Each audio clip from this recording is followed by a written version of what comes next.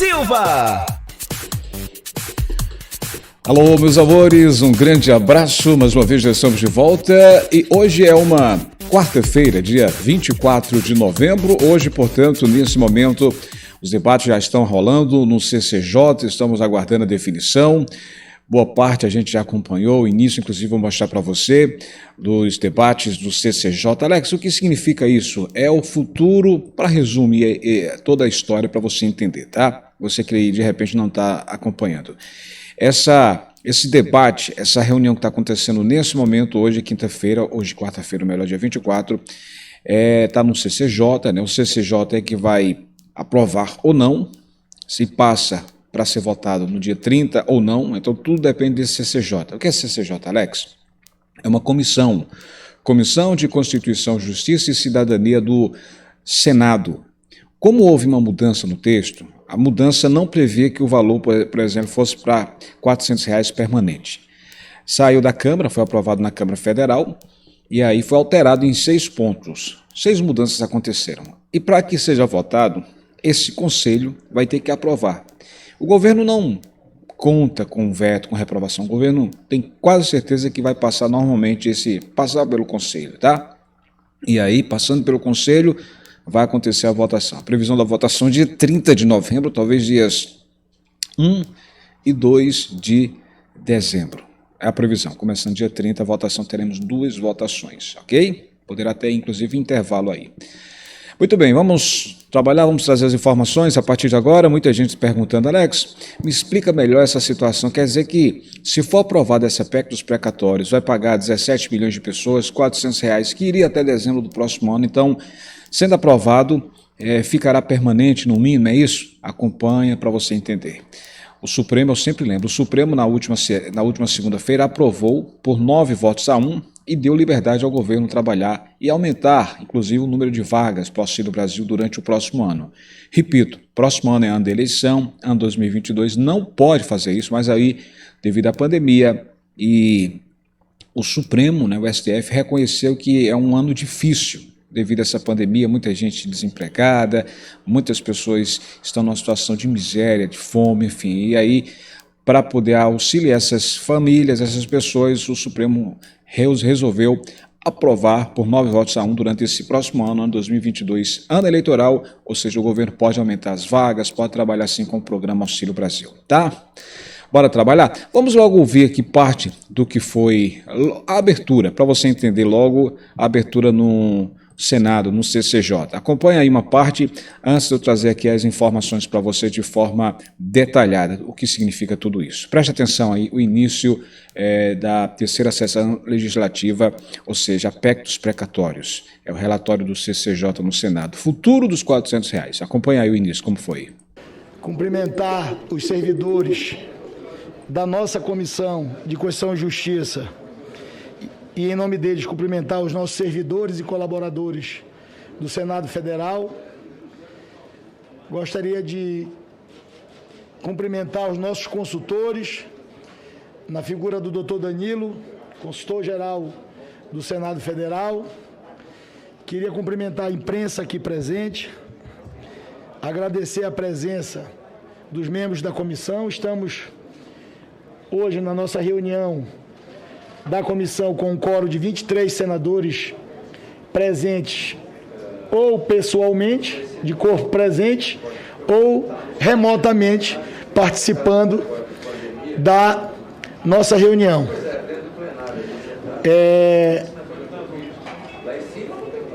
Havendo número regimental, declaramos aberta a 16ª reunião extraordinária da Comissão de Constituição, Justiça e Cidadania da terceira sessão legislativa ordinária da 56ª legislatura. Antes de iniciarmos os nossos trabalhos, eu proponho a dispensa da leitura e aprovação da ata da reunião anterior. Os senadores e as senadoras que aprovam queiram permanecer como se encontram. A ata está aprovada e será publicada no Diário do Senado Federal.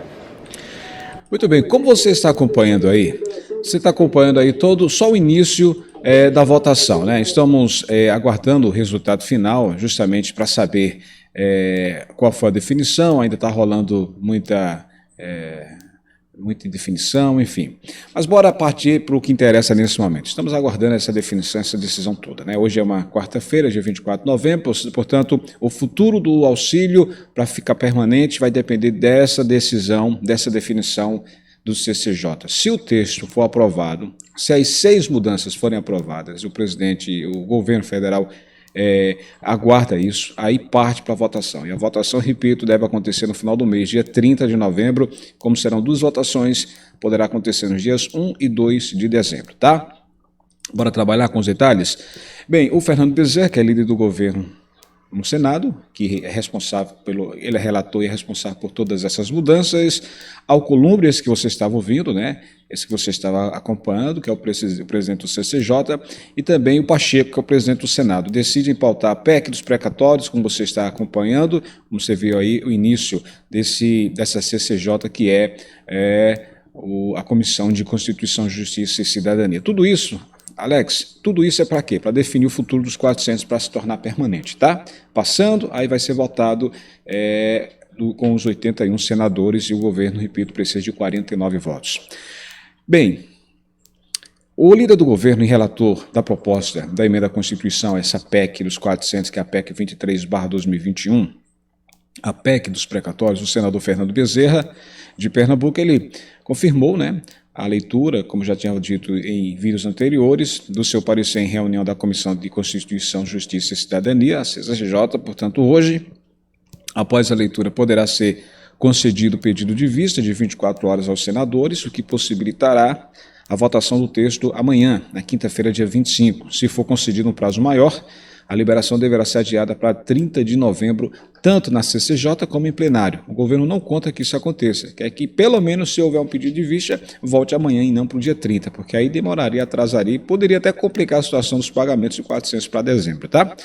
O líder, né, o Fernando Bezerra, ele disse que está à disposição das lideranças partidárias para o recebimento de sugestões e também ressaltou que o governo é favorável ao entendimento para a aprovação de um texto que seja o mais amplo possível.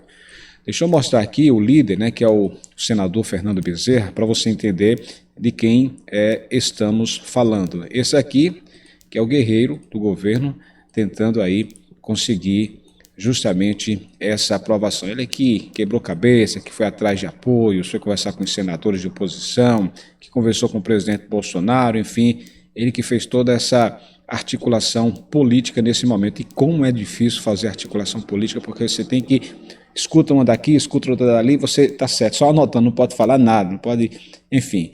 Esse aqui é o guerreiro, o senador Fernando Bezerra de Pernambuco, ele que é responsável, que aceitou essas mudanças de R$ 400 provisória até dezembro do próximo ano, para ficar permanente. São 6 mudanças, mas a principal que a gente está aguardando é essa aí, que interessa aí a população mais humilde, tá?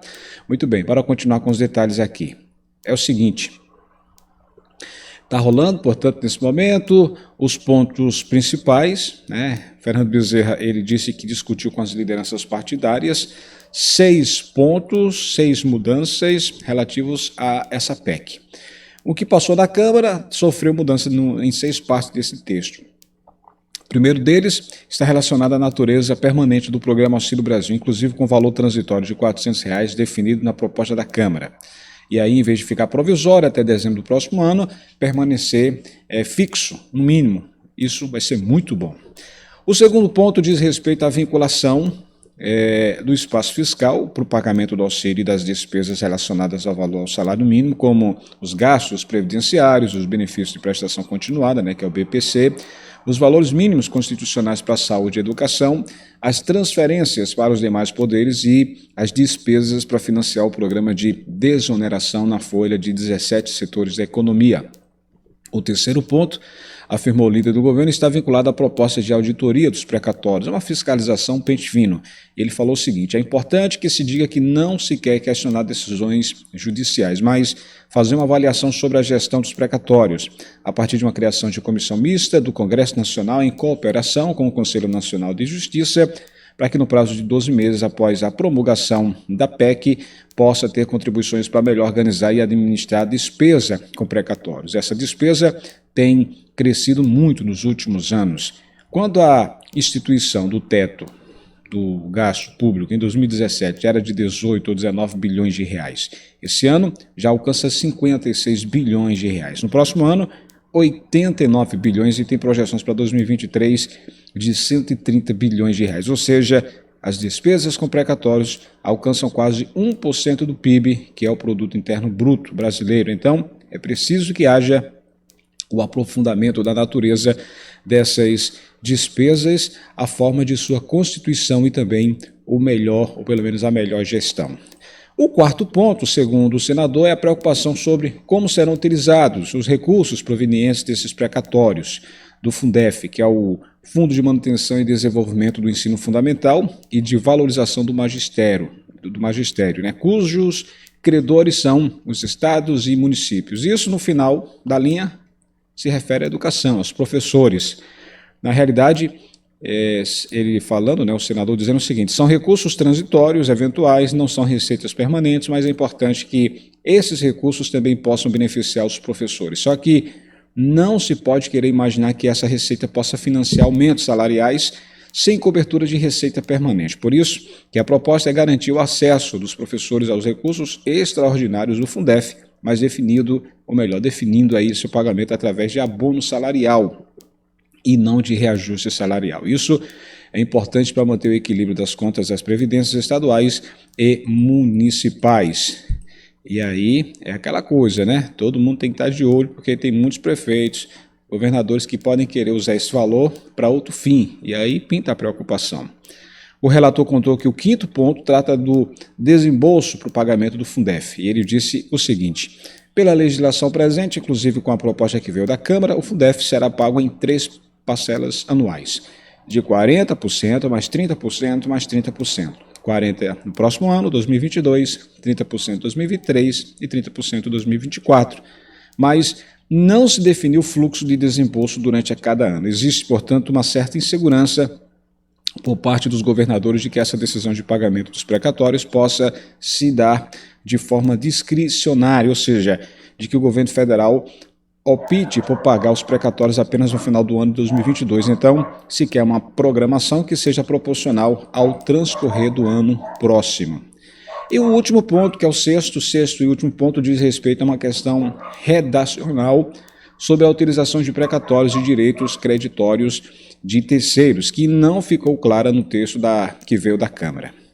Bem, é um ambiente positivo, o líder do governo ele vem avaliando, que vem se encontrando e achado compreensão entre os senadores para a deliberação dessa PEC dos precatórios. Portanto, eu lembro que muita coisa vai rolar nessa reunião do CCJ, e aí isso deve rolar durante a tarde também. Começou, como você viu, hoje pela manhã, dia 24, mas pode rolar durante toda a tarde, vai depender também da questão se vai ter algum visto, se algum senador vai fazer algum pedido especial, enfim, tudo isso vai ser necessário a gente estar acompanhando de perto, tá? Eu lembro também o seguinte que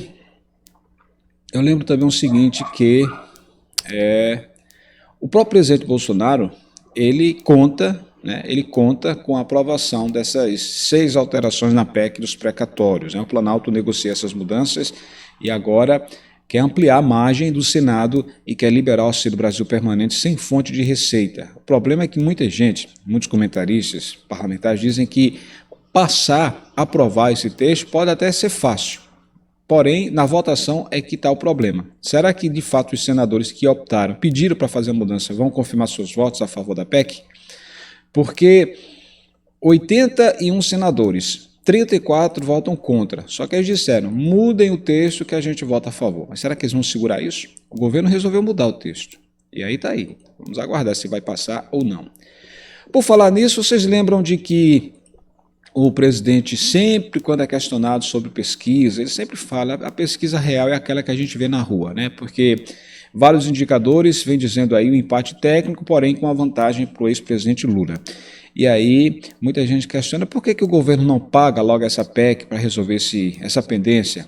E aí ele respondeu o seguinte: por que o ex-presidente Lula não pagou? Quem disse isso foi o presidente Bolsonaro sobre os precatórios, falou aos professores. O chefe do executivo afirmou que as dívidas foram feitas há mais de 20 anos e poderiam ter sido quitadas anteriormente. Ele disse o seguinte: ele afirmou que a esquerda cobra o pagamento, usou o termo professorinha, mas que a dívida de mais de 20 anos poderia ter sido paga no governo do petista Lula. As declarações foram concedidas nessa semana num cercadinho em frente ao Palácio do Planalto. E ele disse o seguinte, abre aspas, olha, o que a esquerda faz? Ele não quer pagar a dívida da professorinha de 20 anos atrás. É verdade que é o dinheiro da professorinha de 20 anos atrás. Por que o Lula não pagou? Agora, botaram dívidas de FHC, Fernando Henrique Cardoso, até agora, botaram na minha conta imediatamente. Se deixar furar o teto, a gente paga, não tem problema nenhum. Fecha aspas, questionou o presidente Bolsonaro.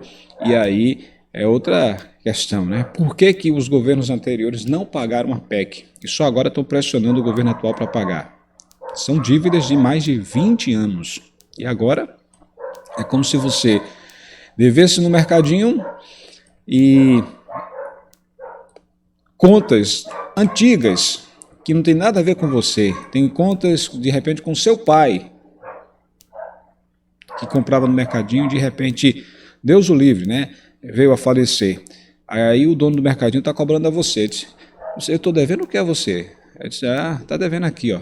Faz quase 20 anos. Seu pai comprava aqui e ficou esse débito aqui. Tá? É uma comparação para você entender. Aí o presidente questiona isso. Eu vou pagar uma coisa que governos anteriores poderiam pagar, mas aí, como você ouviu, acompanhou, o presidente disse, eu pago, sem problema, agora deixa eu furar o teto, ou seja, que eu possa ter dinheiro em caixa que eu pago. Por isso que está essa questão toda de PEC, se aprova ou não aprova. Gente, vamos acompanhar. Todo mundo de olho em Brasília, continuando ligado.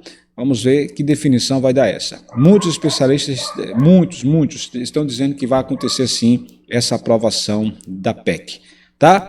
Lembrar que o gás, como já sabe, o presidente acionou, ele sancionou, já saiu no Diário Oficial, 50% do valor do gás de cozinha, e aí mais de 17, a previsão é mais de 17 milhões terão direito a esse gás, um mês sim, um mês não, durante 5 anos. O pessoal do BPC vai ter direito, as mulheres vítimas de violência doméstica vão ter direito, o pessoal do Auxílio Brasil também vai ter direito, o pessoal do Cade Único, enfim. O governo tem 60 dias para liberar, só que muita gente questiona, Alex, será que isso vai ficar só para janeiro? Eu espero que o governo saiba usufruir. Como o governo está querendo apoio e está terminando agora o ano de 2021, nada melhor do que terminar o ano com chave de ouro. O que é que você acha? Se o governo autorizar e liberar esse gás de cozinha já agora no próximo mês, não é melhor do que deixar só para janeiro? Dá a tua opinião sobre isso. Se você fosse o presidente, você pedia celeridade e os governantes resolvessem ouvi-lo e atendessem essa proposta, olha, libera agora, a gente está precisando disso agora, não é para amanhã não. Então, dezembro vai ser o pagamento do Auxílio Brasil a partir do dia 10. Eu espero que o governo faça isso, autorize sim esses pagamentos, tá? Então vamos acompanhar. A previsão é boa, vamos torcer que dê tudo certo. Pois é, vamos ouvir um pouco ainda do que está rolando no CCJ, lá no Senado. Acompanha aí, mais um trecho para você acompanhar, para você ficar entendendo tudo isso, tá? Alcolumbre falando, outros senadores também, enfim, é a definição do CCJ, se o texto passar, segue para a votação do futuro dos R$400 de forma permanente no Auxílio Brasil. Para acompanhar aí uma parte ainda do que está rolando no Senado. Eu estou dividindo isso com Vossas Excelências porque, em alguns momentos, eu fui ofendido pessoalmente, na minha família e na minha religião. E dentro da prerrogativa. Então, é importante fazer essa manifestação, porque há mais ou menos 4 meses, e parece que todo mundo esquece, eu sou o grande responsável por não fazer a sabatina de um indicado. E eu não vejo ninguém cobrando CNJ, ninguém cobrando TST, Parece que só tem uma indicação na comissão. Temos 10 indicações na comissão. E há uma ânsia coletiva de fazer a cobrança de uma única indicação para um único tribunal. E isso, volto a repetir, a mensagem chegou no início do recesso parlamentar. E aparentemente esqueceram esses 30 dias dessa janela e acaba ficando como um grande responsável o hoje atual presidente da comissão, senador da República, como Vossas Excelências,